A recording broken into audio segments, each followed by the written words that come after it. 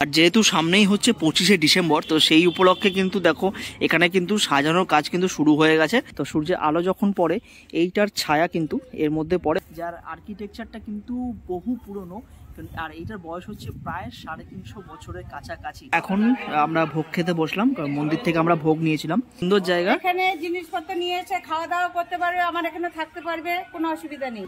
গিফটের আশায় phone pay কিনলো। বড় সড়ো স্ক্যাম,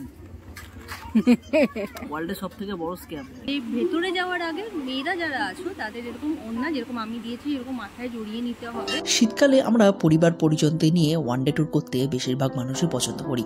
তাই আজ তোমাদেরকে নিয়ে যাব কলকাতার একদম কাছে, যেখানে এক সময় বসবাস করতেন পর্তুগিজরা। হ্যাঁ, আমি কথা বলছি হুগলি জেলার ব্যান্ডেল শহরের।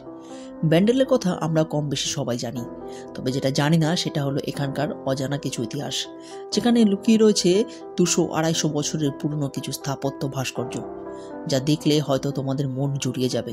তাই আজ আমরা ঘুরে দেখাবো পুরো ব্যান্ডেল শহরটা, যেখানে আসলে তোমরা কি কি দেখবে এবং কিভাবে দেখবে সমস্ত কিছু থাকবে আজকের ভিডিওতে। তাহলে চলো আজকের ভিডিও শুরু করা যাক।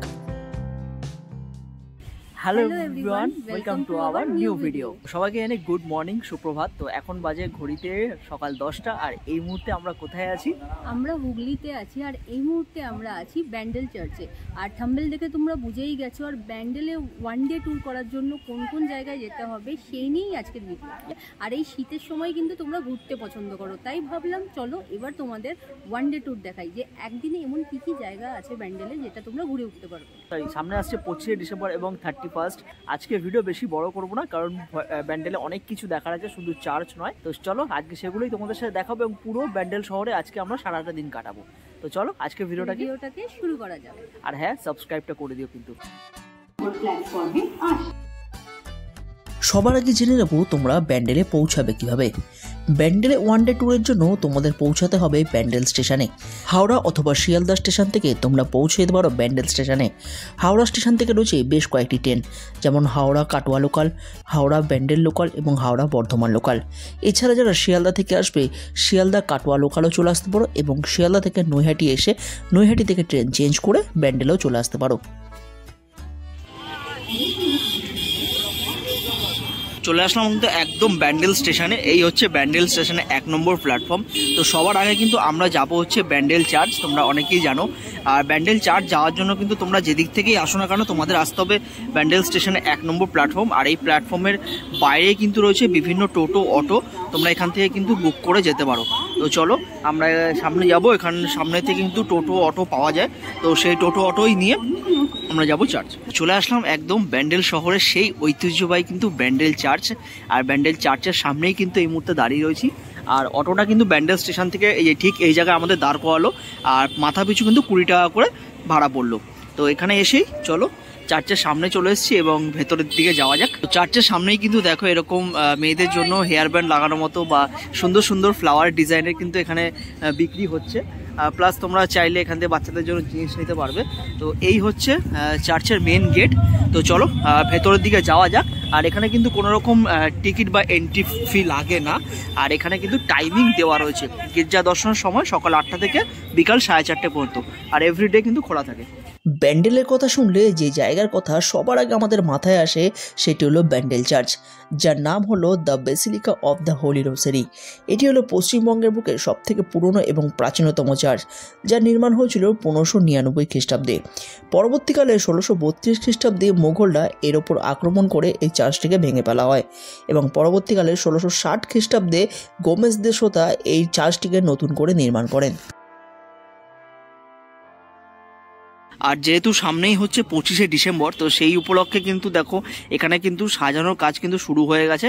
এখানটা স্টেজ মতো করা হচ্ছে। আর চার্চের সাইডে কিন্তু এখানে প্রচুর দোকান রয়েছে মোমবাতি কেনার, তোমরা এখান থেকে মোমবাতি কিনে ভেতরে জ্বালাতে পারো। এইদিকে রাস্তাটা হচ্ছে কিন্তু গার্ডেনিং করা আছে, তোমরা এদিকটা পুরো ঘুরে দেখতে পারবে। অনেকটা স্পেসিয়াস রয়েছে, এবং বিভিন্ন রকম কিন্তু এখানে মূর্তির মাধ্যমে যীশু খ্রিস্টের জীবনের সমস্ত কিছু কিন্তু তোলা রয়েছে, তোমরা দাঁড়িয়ে দাঁড়িয়ে এগুলো দেখতে পারো। আর এদিকেও কিন্তু দেখতে পাবে ধারে ধারে অনেক কিন্তু বাইবেলের থেকে উল্লেখ করে সমস্ত কিছু লেখা এখানে রয়েছে। আর এইদিকে ভেতরটা কিন্তু অনেকটা জায়গা, অনেকটা প্রচুর বড়, এবং ওদিকটা দেখো আরও জায়গা রয়েছে, তোমরা পুরো চার্চটাকে ঘুরে ঘুরে দেখতে পারবে।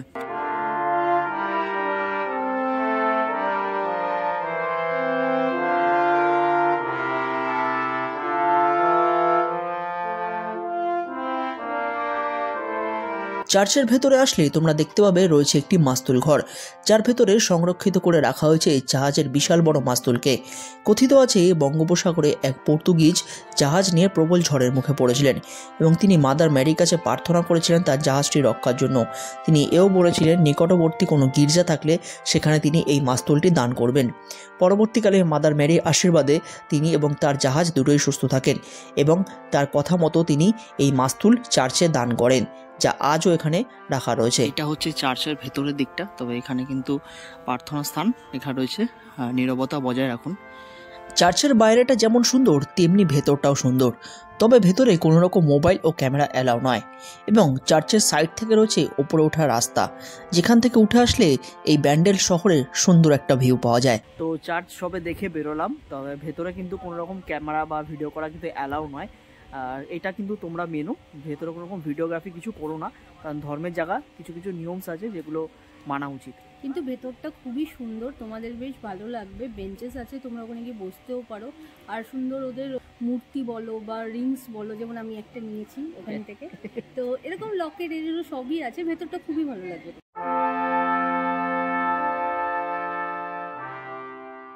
চার্চ দর্শন করার পর চার্চের বাইরে থেকে একটি টোটো নিয়ে এগিয়ে চললাম ব্যান্ডেল ভ্রমণের পরবর্তী গন্তব্য হুগলির ঐতিহাসিক ইমামবাড়া দেখতে।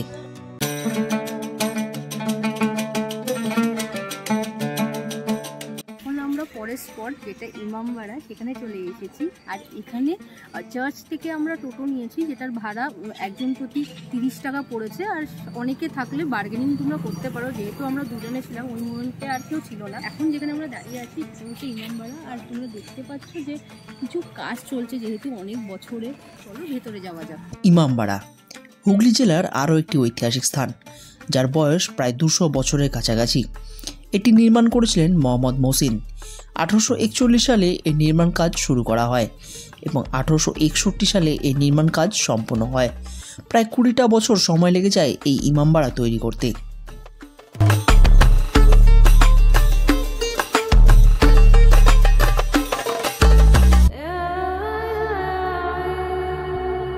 ভেতরে সবে ঢুকলাম এবং ঢোকার সাথে সাথে কিন্তু এখান থেকে তোমাদের টিকিট কাটতে হবে এবং টিকিট প্রাইস রয়েছে 20 টাকা। 20 টাকা করে তোমরা পার পার্সন টিকিট কাটবে। ইমামবাড়ার ভেতরে আসলে তোমরা দেখতে পাবে মার্বেল পাথর এবং দেওয়ালের ওপর খোদাই করা বিভিন্ন কাজ, যা তোমাদের মুগ্ধ করবেই। এছাড়াও এর ভেতর রয়েছে কয়েকটি দর্শনীয় স্থান, যেমন ঘণ্টাঘর, সূর্যঘড়ি এবং প্রার্থনা হল। তো এখন আমরা রয়েছি ইমামবাড়াতে, আর আমার পিছনে যে জায়গাটা দেখতে পাচ্ছ এটা হচ্ছে কিন্তু প্রার্থনা রুম, মানে প্রেয়ার হল। তো এখানে কিন্তু তোমরা আসলে ভেতরে কিন্তু কোনো রকম মোবাইল, ফটোকপি, ভিডিওগ্রাফি কিন্তু অ্যালাউ নেই। ভেতরে করো না আমি বলবো, কিন্তু ভেতরটা কিন্তু বেশ সুন্দর, তোমরা ঘুরে আসতে পারো, দেখতে পারো, বেশ ভালো লাগবে। আর অনেক পুরনো তো, এখনও কিছু দেখো জায়গা কিন্তু মানে জরাজীর্ণ পরিস্থিতি, সেগুলো রিপেয়ারিং করা হচ্ছে, বাইরে কাজ হচ্ছে, যেটা ঢোকার সময় তোমাদের দেখালাম। প্লাস এই আরেকটি জিনিস যেটা বলবো, যে একটা ঐতিহ্যবাহী জিনিস এবং বেশ পরিষ্কার পরিচ্ছন্ন তোমরা রেখো, আর বেশ ভালো লাগবে। চলো আরও অনেক কিছু দেখানো আছে ভেতরে, চলো।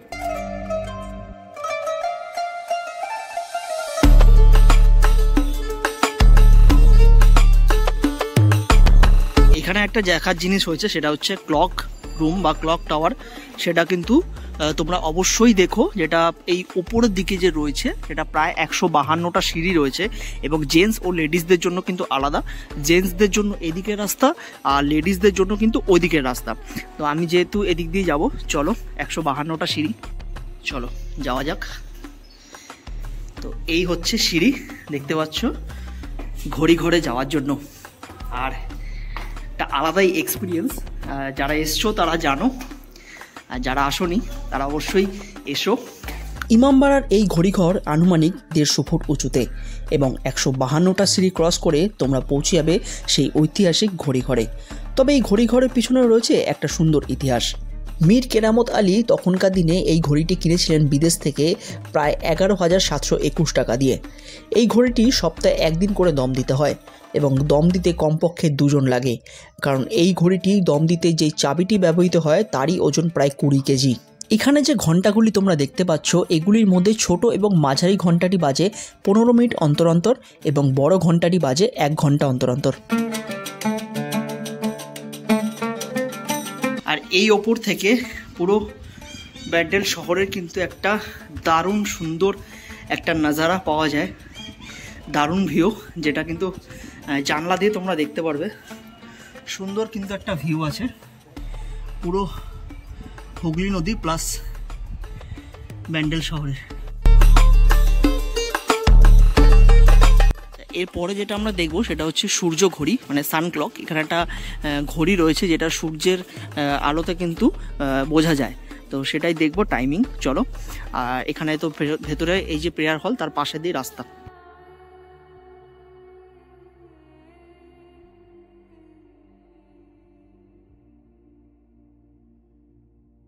আর এই হচ্ছে সান ক্লক, মানে সূর্য ঘড়ি দেখতে পাচ্ছ। তো এটা কিন্তু বেশ ইন্টারেস্টিং, তোমরা আসলে অবশ্যই কিন্তু দেখো। একদম পিছনের দিকটাতেই রয়েছে, রাস্তাও তোমাদের দেখালাম। আর এখানে বিষয়টা কি এখন তোমাদের দেখাতে পাচ্ছি না, সেটা হচ্ছে সূর্যের আলোটা পড়ছে না।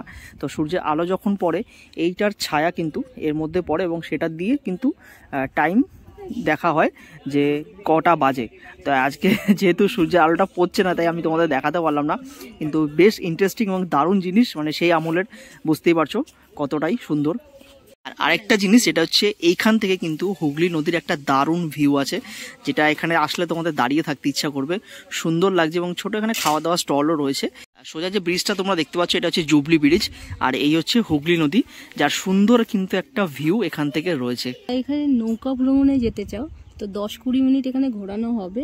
সে দুজন থাকলে 200, আর আধা ঘন্টা হলে 300, আর অনেকে থাকলে ওই 60 টাকা করে নিচ্ছে। তো তোমরা ঘুরতে চাইলে ঘুরতে পারো শীতকালে, সেই এই সময় ঠিক আছে, বাট সন্ধ্যেবেলায় বুঝতেই পারছো কিরকম হাওয়া দিচ্ছে অলরেডি। আর যদি তোমরা ভাবো ব্যান্ডেল চার্চ থেকে ডাইরেক্ট এখানে এইভাবে আসবে, সেটাও কিন্তু অপশান আছে।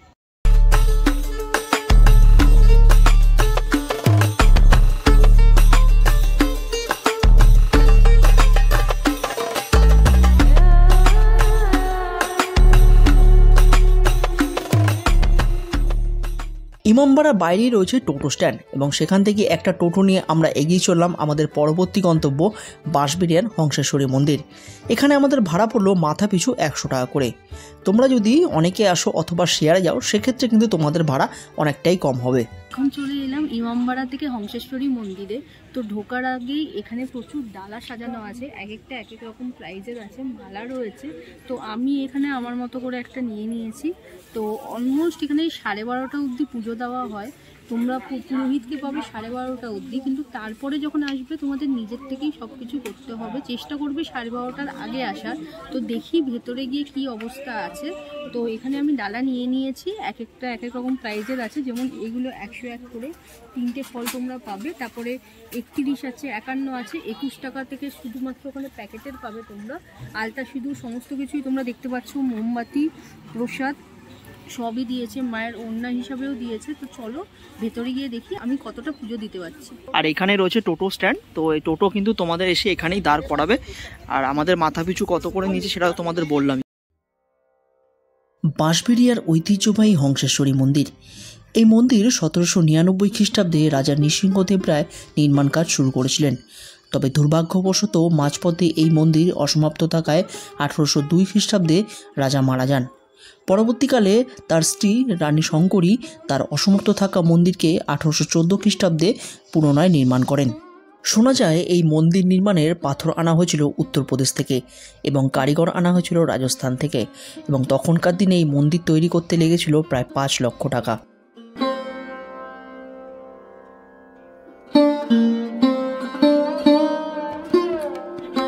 এই মন্দিরে প্রতিনিয়ত প্রচুর ভক্ত আসেন এবং মন্দিরের গর্ভগৃহে রয়েছে মা হংসেশ্বরী, যা মা কালীর একটি রূপ। মন্দিরের গর্ভগৃহে আসলে দেখতে পাবে মায়ের মূর্তি নীলাভ কালার এবং মা রয়েছে একটি গোলাকার বেদির ওপর, যার ওপরে রয়েছে অষ্টদল পদ্ম এবং যার ওপরে রয়েছেন শায়িত অবস্থায় মহাদেব, এবং মহাদেবের হৃৎপিণ্ড থেকে বেরিয়ে আসা পদ্মফুলের ওপর বিরাজমান মা হংসেশ্বরী। মায়ের মন্দির খোলা থাকে সকাল 6টা থেকে দুপুর 12:30 পর্যন্ত, আবার 1:30টার সময় খুলে দেওয়া হয় দর্শনের জন্য। আবার বিকাল 4টে থেকে রাত্রির 8টা পর্যন্ত খোলা থাকে মায়ের মন্দির। এছাড়াও ভোগ প্রসাদের ব্যবস্থা রয়েছে এখানে। সকালবেলা তার জন্য কুপন কাটতে হবে, কুপন মূল্য 50 টাকা।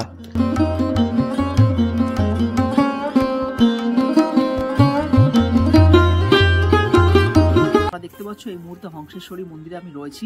আমার পিছনে এক্স্যাক্ট পিছনে দেখতে পাচ্ছ একটা বড় মন্দির রয়েছে, যার আর্কিটেকচারটা কিন্তু বহু পুরনো, আর এইটার বয়স হচ্ছে প্রায় 350 বছরের কাছাকাছি। মানে বুঝতে পারছো কতটা পুরনো। তো সেই ঐতিহ্যবাহী এখনও কিন্তু দাঁড়িয়ে রয়েছে এবং ভেতরে ঠাকুর রয়েছে। তবে এই মন্দিরটার ওপরে কিন্তু কাউকে এখন উঠতে দেওয়া হয় না, কারণ বহু পুরনো। এই যে এটাকে রক্ষণাবেক্ষণের দায়িত্ব এখানকার মন্দিরের কর্তৃপক্ষদের রয়েছে। আর এই মন্দিরটার চারিদিক দিয়ে কিন্তু দড়ি দিয়ে ঘেরা আছে, যাতে ওপরে কেউ উঠতে না পারে। তবে বেশ ভালো লাগবে একটা ঐতিহ্যবাহী মন্দিরে এসে সেখানে পুজো দেওয়া, এখানে ভোগও দেওয়া হয়। এখন মায়ের ভোগ চলছে, প্রায় 1টা বাজতে চলো, 1টার সময় কিন্তু ভোগ দেবে, ভোগটাও তোমাদেরকে দেখাবো। এখন আমরা ভোগ খেতে বসলাম, কারণ মন্দির থেকে আমরা ভোগ নিয়েছিলাম। তো এখানে ভোগের প্রাইস হচ্ছে 50 টাকা করে। আর এই যে জায়গাটা দেখতে পাচ্ছ, এটা কিন্তু পুরোটাই এখান থেকে ভোগ দেওয়া হয়। আর এখান থেকে ভোগ নিয়ে তোমরা এখানে বসে কিন্তু খাওয়া দাওয়া করতে পারবে ভোগ। আর এই হচ্ছে ভোগের প্রসাদ। এই বাঁশবেড়িয়ায় তো এই হংসেশ্বরী মন্দির তোমরা দর্শন করবেই, তার পাশাপাশি কিন্তু তোমরা যেটা দর্শন করতে পারবে সেটা হচ্ছে রাজা নৃসিংহদেবের বাড়ি। হ্যাঁ, সেই রাজা নৃসিংহদেবের রাজবাড়ি কিন্তু এখানে এখনও রয়েছে, তোমরা দেখতে পারবে, যেটা এখন বর্তমানে জরাজীর্ণ পরিস্থিতি এবং কাউকে কিন্তু সেখানে এখন ঢুকতে দেওয়া হয় না। বাট তোমরা এখান থেকে স্বচক্ষে কিন্তু দেখে নিতে পারবে সেই রাজবাড়ি, যা এখনও কিন্তু এখানে রয়েছে। মন্দিরে কিন্তু পুরোপুরি জুতো পরে ঢোকা বারণ আছে, তার জন্য মন্দিরের ঠিক অপোজিটেই কিন্তু তোমরা এখানে জুতো ফুতো রাখতে পারবে। সাইকেল, বাথরুম সবকিছুই আছে, সাইকেল গ্যারেজ, গাড়ি, মোটরসাইকেল, সাইকেল, জুতো সবই পার্ক করা যাবে, বাথরুম, চান, সবকিছুই করা যাবে একদম। হ্যাঁ, তো সুন্দর জায়গা। এখানে জিনিসপত্র নিয়ে এসে খাওয়া দাওয়া করতে পারবে, আমার এখানে থাকতে পারবে, কোনো অসুবিধা নেই। একদম সারাদিনের জন্য কোনো অসুবিধা নেই, তার জন্য পয়সা লাগে না। জুতোর জন্য 2 টাকা, পায়খানা বাথরুমে ইউজ করতে পারবে। আচ্ছা, তো বেশ ভালো লাগলো, সুন্দর জায়গা। তো সবকিছুই ব্যবস্থা কিন্তু এখানে রাখা রয়েছে। আর এখানে কিন্তু এই মন্দির চত্বর বেশ ভালোই। হংসেশ্বরী মন্দির দর্শন করার পর মন্দিরের বাইরে থেকে আরেকটি টোটো নিয়ে আমরা এগিয়ে চললাম আমাদের আজকের অন্তিম এবং শেষ গন্তব্য, হুগলি জেলার বুকের সবথেকে সুন্দর আশ্রম, লাহিড়ী বাবা আশ্রম।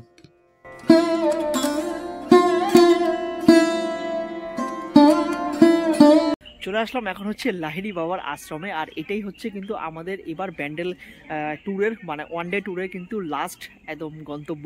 যে লাহিড়ী বাবা আশ্রম কিন্তু 4টের সময় খোলে, আর মাঝখানে বন্ধ হয়ে যায় 12টার সময়। তবে সকালবেলা এসেও তোমরা দেখতে পারো, 4টের সময় খুলবে, এখন 3টে বাজে, আমি অলরেডি 1 ঘন্টা আগে চলে এসেছি। আর আরেকটা জিনিস, এই লাহিড়ী বাবা আশ্রম কিন্তু একটু অড জায়গার মধ্যে রয়েছে। আর আমার যে এই চারিদিকে পরিবেশটা দেখতে পাচ্ছ, এটা পুরোটা কিন্তু আম বাগান। পরিবেশ কিন্তু চারিদিকে এত দারুণ দারুণ, মানে খুব সুন্দর কিন্তু পরিবেশ চারিদিকে।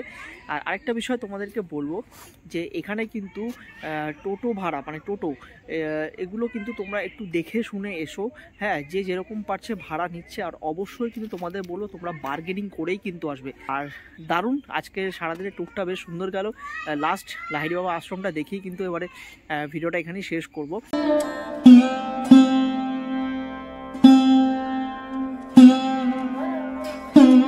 লাহিড়ী বাবা আশ্রমের বাইরে কিন্তু এরকম প্রচুর পার্কিং জোন আছে, তোমরা যদি 4 হুইলার নিয়ে আসো তোমরা কিন্তু পার্কিং করতে পারবে।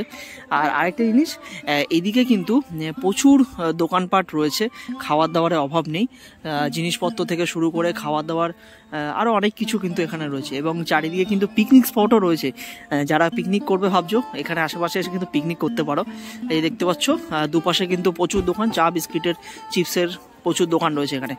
তো এখানে একটা দোকান থেকে আমরা বসে চা নিলাম, দুজনে দুটো, বসে বসে একটু চা এনজয় করছি। আর আশেপাশে পরিবেশটা তো খুবই সুন্দর, দারুণ। তো এখানে বসে চা খাচ্ছিলাম, তো হঠাৎ একটা জিনিসের চোখ পড়লো, ভালো খেয়ে দেখি। সেটা হচ্ছে একদিন ফোনপে পেটিএম পেমেন্ট করেছি, আজকাল ফোনপে আবার চিপসও বার করছে। ফোনপে নাকি চিপস বেরিয়ে গেছে, দেখো আবার কি গিফট আছে ইনসাইডে। তাই ভালো জিনিসটা দেখি, জিনিসটা কিরকম খেতে। তাই এখান থেকে নিলাম, কাঁচামাল এখান থেকে। চলো আবার ভেতরে নেই গিফট, কি গিফট আছে দেখি। মন্দির খোলেনি, বসে বসে আমরা এই করছি। চলো, ভালো গিফট হলে আমার গিফট নেই, এপ্রিল ফুল গিফটের আশায় ফোনপে কিনলো। গিফট নেই, বড় সড়ো স্ক্যাম, ওয়ার্ল্ডের সব থেকে বড় স্ক্যাম। এখানে লিখে রেখেছে ফ্রি গিফটস, কিন্তু ফোনপের ভেতরে কোনো গিফট নেই, দেখো ফাঁকা। তো এখন প্রায় ঘড়িতে 3:30 বাজে, আর এই মুহূর্তে কিন্তু লাহিড়ী বাবা আশ্রম খুলে গেল। তো চলো এখন ভেতরে যাওয়া যাক, আস্তে আস্তে সবাই ভেতরে যাচ্ছে। লাহিড়ী বাবার আশ্রম, চারিদিকে প্রাকৃতিক সৌন্দর্যের মাঝখানে গড়ে উঠেছে এই আশ্রম। আশ্রমের ভেতরের পরিবেশ এবং সৌন্দর্যতা এক গভীর শান্তির পরিবেশের অনুভূতি দেয়।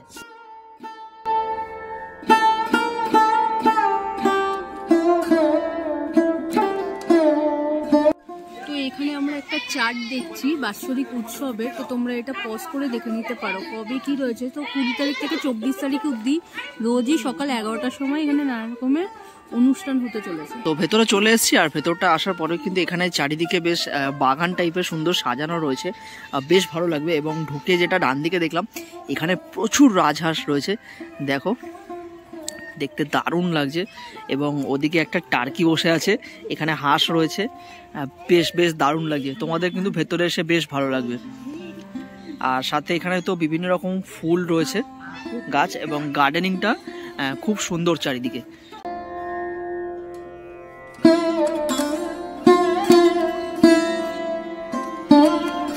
আর এই বাদিকে চারিদিকে শুধু গোলাপ আর গোলাপ গাছ, জাস্ট গোলাপগুলো দেখো, দারুণ লাগছে, দারুণ, নানান কালারের অসাধারণ লাগছে। আর দেখো চারিদিকে লাইটিং করেছে, তো ক্রিসমাস উপলক্ষে কিন্তু এখানে ভালোই কিন্তু পরিবেশ তৈরি হচ্ছে। আর ওদিকে দেখো একজন কাকু ওপরে উঠে ধানের ছড়া বাঁধছে সাজানোর জন্য। এখানটা কিন্তু ঢোকার সাথে সাথে বেশ অনেকটা জায়গা জুড়ে জায়গা রয়েছে, যেখানে সবাই ঘোরাফেরা করছে, ছবি তুলছে। এখানে একটা সুন্দর স্ট্যাচু রয়েছে মা দুর্গার, সবাই কাঁধে করে মা দুর্গাকে নিয়ে যাচ্ছে। আর এখানে একটা মন্দির রয়েছে, এটা মা দুর্গার মন্দির। আর এখানে কিন্তু জুতো রাখার ব্যবস্থা আছে, তোমরা যদি জুতো পরে আসো, মানে বাইরে কেউ কিন্তু জুতো রেখো না, ভেতরে ঢুকলেই কিন্তু এখানে কাউন্টার পাবে, এই কাউন্টারে জুতো ব্যাগ সব জমা রাখতে হবে তোমার। কাউন্টারে জুতো রেখে কিন্তু একদম তোমরা সোজা প্রবেশ করবে, এবং ডান দিকে বাচ্চাদের খেলনার জায়গা রয়েছে। আর জুতোর কাউন্টারে কিন্তু 2 টাকা করে পার পার্সন নিচ্ছে। আশ্রমের ভেতরে সুন্দর পরিবেশের পাশাপাশি রয়েছে বাচ্চাদের জন্য সুন্দর একটি পার্কের ব্যবস্থা। এছাড়াও আশ্রমে প্রবেশ করতে কোনো রকম প্রবেশ মূল্য লাগে না। আশ্রম খোলার সময় হলো সকাল 10টা থেকে দুপুর 12টা পর্যন্ত, আবার বিকেল 3:30 থেকে বিকেল 6টা পর্যন্ত। এছাড়াও রয়েছে এখানে সুন্দর ভোগের ব্যবস্থা। ভোগের কুপন কাটা হয় সকাল 10টা থেকে, এবং ভোগ দেওয়া হয় দুপুর 11টা থেকে দুপুর 1টা পর্যন্ত। অনেকটা জায়গা জুড়ে কিন্তু এই লাহিড়ী বাবা আশ্রম, তোমরা ঘুরে ঘুরে বেশ অনেকটা টাইম কাটিয়ে দেখতে পারবে। আর বেশ সুন্দর করে কিন্তু সাজানো চারিদিকটা। এই হচ্ছে সামনে হচ্ছে লাহিড়ী বাবা আশ্রম। তবে তার আগে যেটা দেখে আমি দাঁড়িয়ে পড়লাম, সেটা এত সুন্দর তৈরি করা, সেটা হচ্ছে অর্জুনের রথ। সামনে দেখো ভগবান শ্রীকৃষ্ণ বসে রয়েছেন, আর অর্জুনের রথ, অর্জুন কিন্তু ওপরে দাঁড়িয়ে রয়েছে, দারুণ বানিয়েছে এটাকে। আর এই হলো সেই লাহিড়ী বাবার আশ্রম। ভেতরে যাওয়ার আগে ছোট্ট করে জেনে নেব কে এই লাহিড়ী বাবা। লাহিড়ী বাবার পুরো নাম ছিল শ্যামাচরণ লাহিড়ী। তিনি ছিলেন একজন ভারতীয় যোগী ও গুরু। তিনি কর্মজীবন কাটিয়েছেন বারাণসীতে, এবং সেখানেই তিনি 1861 সালে দেখা করেন তার গুরু মানবতার বাবাজির সাথে, এবং তার কাছেই তিনি দীক্ষা গ্রহণ করেন। এই মুহূর্তে আশ্রমের ভিতরে চলে এসেছি। তো আশ্রমে যাওয়ার আগে এখানে একটা নিয়ম আছে, যেটা তোমাদের বলে দিচ্ছি, যে ভেতরে যাওয়ার আগে মেয়েরা যারা আছো তাদের এরকম ওড়না, যেরকম আমি দিয়েছি, এরকম মাথায় জড়িয়ে নিতে হবে। আর ভেতরে কিন্তু মন্দিরে ফটো, কোনো ভিডিও, কোনো কিছুই অ্যালাউ না। সব জায়গায় যেরকম নিয়ম ফলো করা হচ্ছে, এখানেও সেটা ফলো করা হচ্ছে। তো বাইরের থেকে যতটা তোমাদের পারছি দেখিয়ে দিচ্ছি আমি।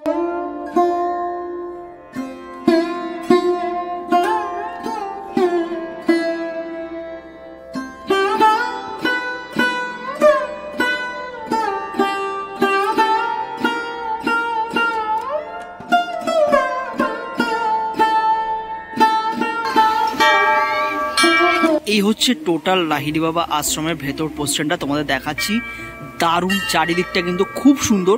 আর এই আশ্রমটা কিন্তু বাইরে থেকে দেখতে খুবই সুন্দর লাগছে, সন্ধেবেলা আসলে কিন্তু তোমাদের আরও ভালো লাগবে, লাইটিং দিয়ে খুব সুন্দর লাগে, সাদার মধ্যে গোল্ডেন কাজ করা, দারুণ লাগছে। এবং এই সামনে দেখো এখানে কিন্তু একটা ঝর্ণা করা হয়েছে, এদিকে ঘন্টা রয়েছে, এবং এদিকে কিন্তু একটা এরকম স্তূপ রাখা রয়েছে, যেটা ম্যাক্সিমাম মন্দিরে আমরা দেখে থাকি, এরকম থাকে। আর দুপাশে দুটো মন্দির রয়েছে, ওই পাশে একটা মন্দির আর এই পাশেও একটা মন্দির রয়েছে, এখানে ম্যাডাম উঠে দাঁড়িয়ে রয়েছে। টোটালটাই কিন্তু খুব সুন্দর, বাইরেটাও যেমন সুন্দর, ভেতরটাও কিন্তু খুবই সুন্দর। ম্যাডাম অলরেডি দাঁড়িয়ে রয়েছেন এখানে। বাহ, যা দেখে খুব ভালো লাগলো। এখানে প্রভু শ্রী রাম রয়েছেন, সীতা মাতা রয়েছে এবং লক্ষ্মণজি রয়েছে দেখতে পাচ্ছ, আর নিচে ছোট্ট করে বজরংবলী রয়েছে। হ্যাঁ, এবং অযোধ্যায় যে রাম মন্দিরে রাম রয়েছে তারও কিন্তু ছবি এখানে রয়েছে। এই পাশটায় রয়েছে মা কালী, আর এদিকে শ্রীকৃষ্ণ, আর এদিকে মা দুর্গা, এদিকে 3 জন রয়েছে।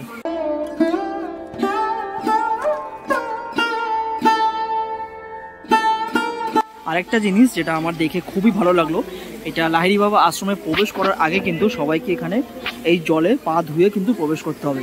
এখানে একটা জলের ব্যবস্থা করা আছে, সবাই এখানে জলে পা ভিজিয়েই কিন্তু বা পা ধুয়েই আশ্রমে প্রবেশ করছেন।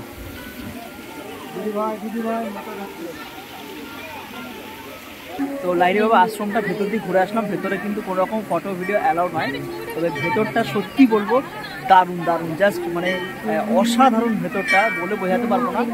সব ধর্মের দেবতা কিন্তু এখানে তোমরা পেয়ে যাবে, ব্রহ্মা, বিষ্ণু, মহেশ্বর, জগন্নাথ, তারপর আর কি বলো, আর কি ছিল, ব্রহ্মা, বিষ্ণু, মহেশ্বর, জগন্নাথ রয়েছে, সরস্বতী, গণেশ, লক্ষ্মী, সব ধর্ম, বৌদ্ধ ধর্ম এখানে রয়েছে। আর লাহিড়ী বাবা তার মানে তোমাদের কিছুটা আমরা যা যা দেখেছি সেগুলোই তোমাদের বললাম, কিছুটা বেশ সুন্দরভাবে করেছে, ওরা সাজিয়েছে এবং খুব পরিষ্কার পরিচ্ছন্ন। তাই বলবো এইভাবে এখানে মেনটেন করতে বলছে, সেটাই ফলো করো, খুব ভালো লাগবে।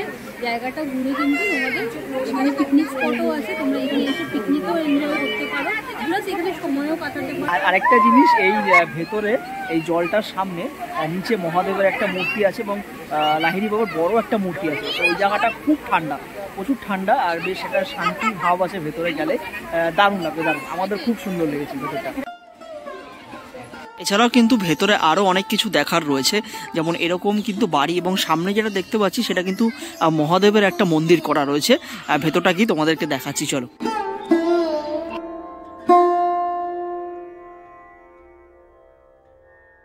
তো এই হচ্ছে মহাদেবের মন্দির, ভেতরটা খুব সুন্দর।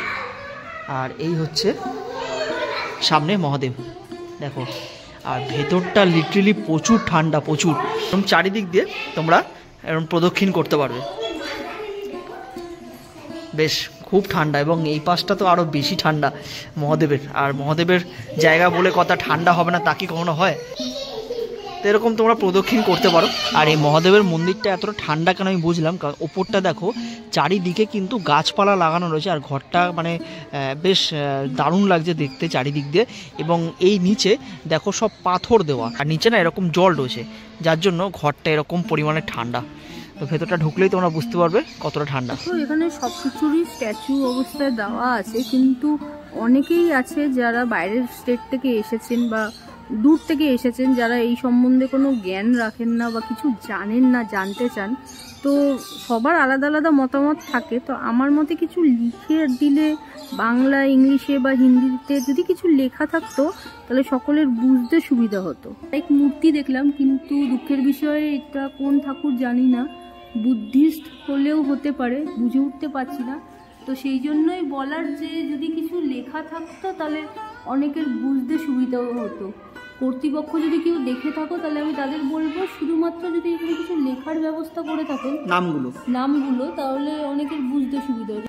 তো এই লাহিড়ী বাবা আশ্রমে কিন্তু বিভিন্ন ধর্মের কিন্তু প্রতিষ্ঠান রয়েছে। যেমন এইদিকে দেখতে পাচ্ছ, এটা হচ্ছে যিশু খ্রিস্টের, আমি দেখালাম একটু আগে। আর তার পাশেই কিন্তু দেখতে পাচ্ছ এখানে ইসলাম ধর্মেরও কিন্তু একটা প্রতিষ্ঠান রয়েছে, তোমরা চাইলে দেখতে পারো। দেখো, ভালো করে দেখবে, সমস্ত কিছু কিন্তু এখানে রয়েছে। যেটা আমার বেশ ভালো লাগলো যে কোনো একটা প্রতিষ্ঠানে সব ধর্মে কিন্তু প্রতিষ্ঠা দেখা যায় না, এখানে আসলেই কিন্তু সেটা তোমরা এক জায়গায় সব ধর্মের তোমরা প্রতিষ্ঠান দেখতে পাবে। যারা লাহিড়ী বাবা আশ্রম থেকে ব্যান্ডেল স্টেশন যেতে চাইছো, এখান থেকে কিন্তু টোটো অ্যাভেলেবেল আছে, তোমরা এখান থেকেও কিন্তু যেতে পারো, 20 টাকা করে পার পার্সন ভাড়া। তো অল রাইট, তো আজকের মতো ঘোরাঘুরি কিন্তু এখানেই কমপ্লিট হলো। এইমাত্র লাহিড়ী বাবা আশ্রম থেকে আমরা বেরোলাম। আর আজকে সারাদিনের এক্সপিরিয়েন্স যদি বলি, জাস্ট দারুণ একটা এক্সপিরিয়েন্স, বলে বোঝাতে পারবো না।